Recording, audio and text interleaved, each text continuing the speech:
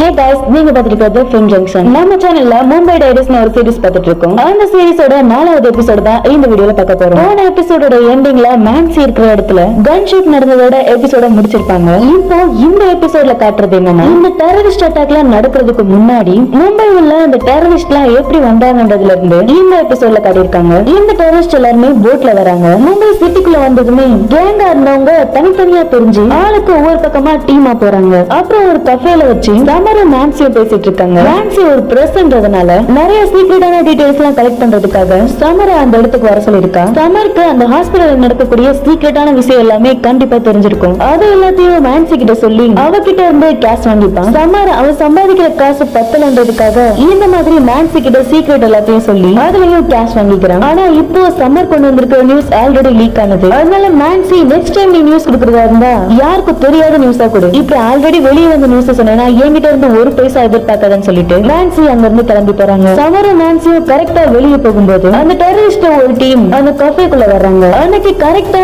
India Pakistan மேட்ச்ன்றதுனால அந்த கஃபேல இருக்கிற எல்லாருமே என்ஜாய் பண்ணி மேட்ச் பார்த்துட்டு இருக்காங்க. அந்த டைம்ல அந்த டெரரிஸ்ட் டக்குன்னு கன் எடுத்து அங்க இருக்கிற எல்லாருமே சொல்றாங்க. அங்க கட் பண்ணி தியாவையும் அவங்க அம்மாவையும் கட்டுறாங்க. தியாவோட அம்மா எனக்கு ஈவினிங் பேலஸ் ஹோட்டல்ல இருக்கிற ஃபங்க்ஷனுக்கு கண்டிப்பா நீ வரணும்னு சொல்லி தியாவோட அம்மா தியா கிட்ட சொல்றாங்க. ஆனா தியா என்னால வர முடியுமான்னு தெரியல, ஏன்னா இதுதான் என்னோட ஃபர்ஸ்ட் டே, என்னோட வேலை முடிய எவ்வளவு டைம் ஆகும்னு தெரியாது, அதனால என்ன எதிர்பார்க்காதீங்கன்னு சொல்றா. அதை கேட்டு தியாவோட அம்மா நான் வேணா அங்க இருக்கிற டாக்டர் கிட்ட பேசி பார்க்கவா, அவங்க கிட்ட பேசினா கண்டிப்பா உன்னை சீக்கிரமா விடுவாங்கன்னு சொல்றாங்க. ஆனா அது தியாக்கு சுத்தமாவே பிடிக்கல. அப்போ தியாவோட அம்மா அந்த ஹாஸ்பிடலுக்கு நம்ம தாத்தா தான் ஃபண்டே கொடுத்தாங்கன்னு சொல்றாங்க. அதுக்கு தியா நம்ம தாத்தா நிறைய ஃபண்ட் கொடுத்தாங்க தான், அதுக்காக அந்த ஹாஸ்பிடலே நம்மளுதுதானே ஓவரா ஃபீல் பண்ணக்கூடாதுன்னு தியா சொல்றா. அப்போ அவங்க அம்மா எப்ப பாரு உங்க அப்பா உன்னை பத்தியாவது நினைச்சுக்கிட்டு இருக்காரு, நீ ஒரு நல்ல டாக்டர் ஆகணும்னு உன்னை அமெரிக்கா அனுப்பி படிக்க வச்சாருன்னு தியாவோட அம்மா சொல்றாங்க. அப்போ தியாக்கு கோவம் வந்துருது. தியா எல்லார் மாதிரியும் நார்மலா இருக்கணும்னு விரும்புறா. ஆனா தியாவோட அப்பா ஒரு பெரிய டாக்டர்ன்றதுனால எல்லாரும் தியாவை எக்ஸ்ட்ராவா கவனிக்கிறாங்க. அப்போ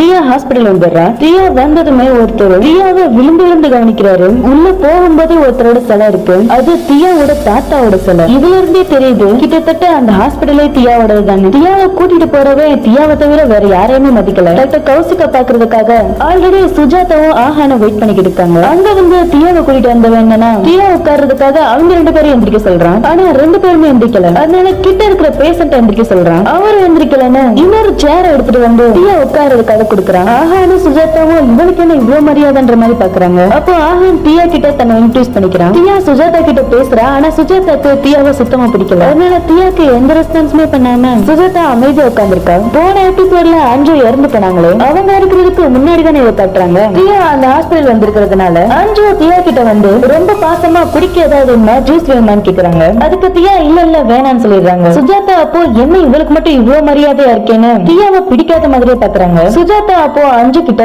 இங்க எங்க கால் பண்றதுன்னு கேக்குறாங்க. இவ்வளவு நேரம் தியா கிட்ட நின்னு பேசின அஞ்சு சுஜாதா கேட்கறதுக்கு மூஞ்சி கொடுத்து கூட பதில் சொல்லாம ரிசப்ஷன்ல இருக்க கால் பண்ணிக்கோன்னு சொல்லிட்டு அங்க இருந்து போயிடுறாங்க. அப்புறம் சுஜாதா அவங்க வீட்டுக்கு கால் பண்ணி பேசிட்டு இருக்கா. அந்த டைம்ல ஒரு பையன் ஆக்சிடென்ட் ஆகி ரொம்ப சீரியஸா இந்த ஹாஸ்பிடல் வந்து அட்மிட் ஆகுறா. அப்போ டாக்டர் கௌசிக் அவனுக்கு ஆபரேஷன் பண்றதுக்காக ஆபரேஷன் தியேட்டர் கேக்குறாரு. ஆனா செரியன் எல்லா ஆபரேஷன் தியேட்டருமே ஃபுல்லா இருக்குன்னு சொல்லிடுறாங்க. அதனால டாக்டர் கௌசிக் அந்த இடத்த வச்சு ஆபரேஷன் பண்றாரு. அப்போ ஹெல்ப்புக்கு யாரும் இல்லாதனால இன்டர்வியூக்கு வந்த இவங்க 3 பேருமே ஹெல்ப்புக்கு கூப்பிட்டுக்கிறாரு. அப்புறம் டியூப்ஸ் எல்லாமே அவுட் ஆஃப் ஸ்டாக்னு தெரியாம ஆபரேஷன் பண்றதுக்கு ஸ்டார்ட் பண்ணிடுறாரு. ஆபரேஷன் பண்றதுக்காக கட் பண்ண அப்புறம் வித்யா டியூப்ஸ் எல்லாமே அவுட் ஆஃப் ஸ்டாக்னு சொல்றா. அப்போ டாக்டர் கௌசிக் இதை முன்னாடியே சொல்லிருக்கலாம்னு சொல்லிட்டு ஆஹானா ஒரு ஸ்ட்ரா எடுத்துட்டு வர சொல்லி அதை வச்சு எப்படியோ டியூப்ஸ் இல்லாமயே அந்த பையனை காப்பாத்திடுறாரு. அந்த டைம்ல கரெக்டா அந்த ஹாஸ்பிடலோட சிஇஓ டாக்டர் சுப்பிரமணியம் அந்த இடத்துக்கு வந்துடுறாங்க. சுப்பிரமணியம் இங்க வந்து இங்க என்ன காமெடி ஷோவா நடக்குதுன்னு கேக்குறாரு. அதுக்கு டாக்டர் கௌசிக் ஆம்புலன்ஸ் போறதுக்கு லேட் ஆயிடுச்சு, அந்த டைமை மேனேஜ் பண்றதுக்காக தான் இங்க வச்சு ஆபரேஷன் பண்ணேன், அப்படி பண்ணனாலதான் இப்ப இவன் பொழைச்சான்னு சொல்றாரு. அப்போ டாக்டர் கௌசிக் ஒரு ஃபார்ம்ல சைன் பண்ணி கொடுக்குறாரு. சுப்பிரமணியம் அந்த ஃபார்ம்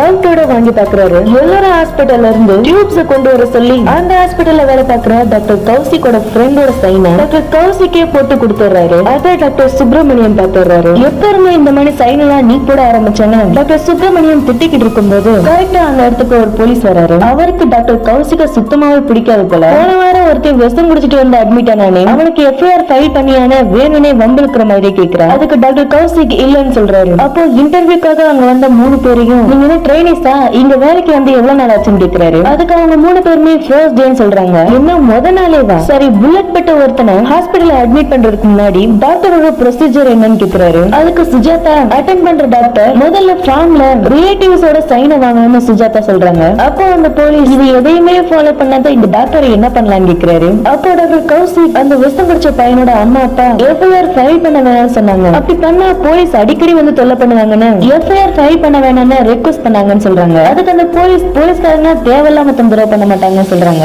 அப்போ டாக்டர் கௌசிக் மற்றவங்க பத்தி எல்லாம் தெரியாது, ஆனா நீ பண்ணுங்கன்னு டாக்டர் கௌசிக் அந்த போலீஸ சொல்றாரு. அப்போ அவங்க ரெண்டு பேருமே அங்க வச்சு ஒருத்தர் குறை சொல்லி சண்டை போட்டுட்டு இருக்காங்க. அப்போ டாக்டர் சுப்பிரமணியம் அந்த போலீஸ் கிட்ட டாக்டர் கௌசிக்கு கடைசி வார்னிங் கொடுத்து விட்டலான்னு சொல்றாங்க. ஏன்னா இன்னும் கொஞ்ச நாளைக்கு இவ உங்களை தொல்லை பண்ண மாட்டான்னு சொல்றாரு. அதுக்கு அந்த போலீஸ் அது எப்படி வேலை விட்டு எதுவும் தூக்க போறீங்களான்னு கேக்குறாரு. அதுக்கு டாக்டர் சுப்பிரமணியம் இல்ல அவரே வேலை விட்டு போறாருன்னு சொல்லிடுறாரு. அதை கேட்டு டாக்டர் கௌசிக் ரொம்ப சாக்காகிறாரு. அப்போ டாக்டர் சுப்பிரமணியம் தியா கிட்ட வந்து நீங்க கொஞ்சம் சீக்கிரமாவே கிளம்பணும், ஏன்னா பேலஸ் ஹோட்டல்ல உங்க அப்பாவோட ஈவென்ட்டை நீங்க கண்டிப்பா அட்டெண்ட் பண்ணணும், அதனால நீங்க சீக்கிரமா கிளம்பிடுங்கன்னு சொல்லிட்டு போறாரு. தியா உடனே அவங்க அம்மாக்கு கால் பண்ணி எதுக்காக அவர்கிட்ட நான் சீக்கிரமா வரணும்ன்றத சொன்னீங்கன்னு அவங்க அம்மாவை திட்டிக்கிட்டு இருக்கா. அப்போ அந்த போலீஸ் வித்யா கிட்ட பேசிட்டு இருக்கான். எப்பவுமே இந்த போலீஸ் வித்யாவை தொல்லை பண்ணுவான் போல. அன்னைக்கு வந்து வித்யாவை தொல்லை பண்ணிட்டு இருக்கான். அப்போ வித்யா அவகிட்ட இருந்து எப்படா தப்பிக்கலான்னு பாத்துட்டு இருக்கா. கரெக்டா அந்த டைம்ல அஞ்சு வித்யாவை கூப்பிடுறாங்க. வித்யாவும் வேலை இருக்குன்னு சொல்லிட்டு அந்த போலீஸ் கிட்ட இருந்து எப்படியோ தப்பிச்சு போயிடுறான். அப்புறம் அஞ்சுவும் சமரும் அந்த பாட்டிமாவை செக் பண்றதுக்காக வந்திருக்காங்க.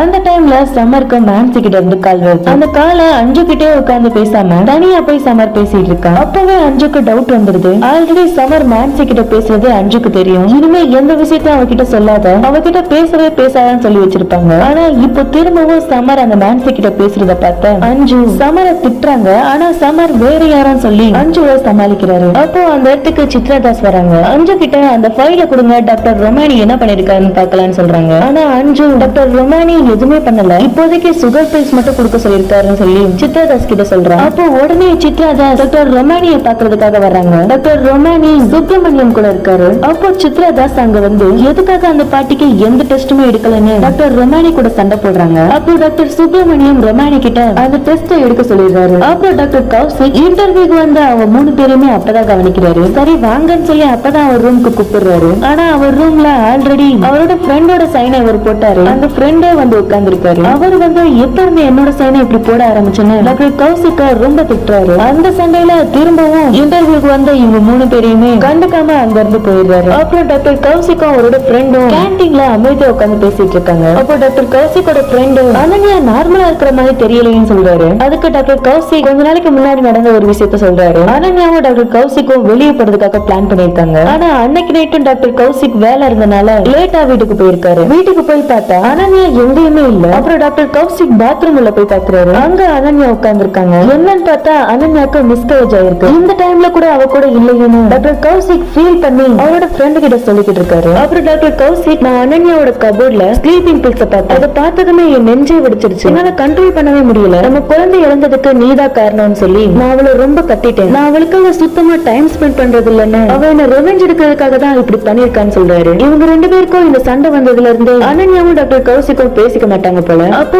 இன்டர்வியூக்காக வெயிட் பண்ணிட்டு இருந்த இவங்க மூணு பேருமே கேண்டீன் பக்கம் வர்றாங்க. அவங்க மூணு பேரையுமே டாக்டர் கௌசிக் இன்னைக்கு போயிட்டு ஒரு வாரம் கழிச்சு வர சொல்லிடுறாரு. அன்னைக்கு நைட்டு தான் பேலஸ் ஹோட்டல்ல அந்த ஈவென்ட் நடக்க போகுது. அந்த ஈவென்ட்காக தியாவோட அம்மா அப்பா பேலஸ் ஹோட்டலுக்கு வந்துடுறாங்க. அன்னைக்கு நைட் அஞ்சு அவனோட பையன் பர்த்டேக்கு திங்ஸ் வாங்குறதுக்காக ஒரு கஃபேக்குள்ள போறாங்க. இங்க சுஜாதா ஊர்ல இருந்து வர்றதுக்கு முன்னாடியே ரூம் புக் பண்ணிருப்பாங்க போல. இங்க ஹாஸ்பிட்டல்ல இருந்து அந்த ஹோட்டலுக்கு கால் பண்ணி நான் ஆல்ரெடி ரூம் புக் பண்ணிருந்தேன், நான் இப்போ வர்றேன்னு சொல்றாங்க. ஆனா அந்த ஹோட்டல்ல இருக்கிறவங்க நீங்க வர்றதுக்கு லேட் ஆனனால நீங்க வர மாட்டீங்கன்னு நினைச்சிட்டு வேற ஒருத்தவங்களுக்கு ரூம் கொடுத்துட்டேன்னு சொல்லி அந்த ஹோட்டல்ல இருந்து சொல்றாங்க. தியா, ஆஹான், சுஜாதா இவங்க மூணு பேருமே இன்னும் ஹாஸ்பிட்டல்ல தான் இருக்காங்க. இன்னைக்கு நைட் நடக்க போறத முதல் சீன்லயே காட்டினாங்களே, அதுல இருந்து இப்போ காட்டுறாங்க. சமரும் மேன்சியும் அந்த கஃபேவை விட்டு வெளியே வர்றாங்க. அவங்க அங்க இருந்து போன அப்புறம் அந்த கஃபேல ஷூட் அவுட் நடக்குது. அங்க புல்லட் பட்ட எல்லாருமே இந்த ஹாஸ்பிட்டலுக்கு தான் வர்றாங்க. யாருக்குமே இன்னும் இது டெரரிஸ்ட் அட்டாக்னு தெரியல, ஏதோ ஒரு கேங் வார் நடந்திருக்குன்னு மட்டும் நினைக்கிறாங்க. அந்த ஹாஸ்பிட்டல்ல புல்லட் பட்ட எல்லாருமே வந்து அட்மிட் ஆனனால அந்த ஹாஸ்பிட்டலே பரபரப்பா வேலை பார்த்துட்டு இருக்காங்க. அப்போ மேன்சி வேலை பார்க்குற நியூஸ் சேனல்ல இருந்து மேன்சிக்கு கால் பண்ணி அந்த கஃபேல